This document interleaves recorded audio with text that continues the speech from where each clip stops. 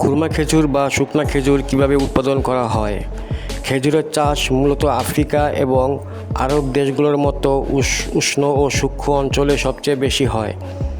এর জন্য মরুভূমির মতো বালু খুব উপযুক্ত। সেখানকার আবহাওয়া এর জন্য বেশ অনুকূল। একটি খেজুর গাছ লাগানোর পর ফল দেওয়ার জন্য তৈরি হতে প্রায় 3 থেকে 4 বছর সময় লাগে। ভিডিওটি দেখতে থাকুন। খেজুর কিভাবে প্রসেস করে।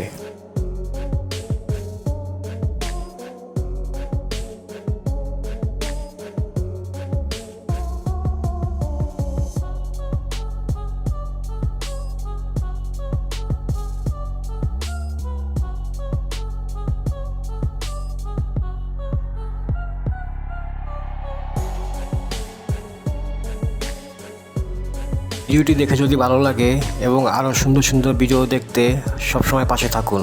ধন্যবাদ।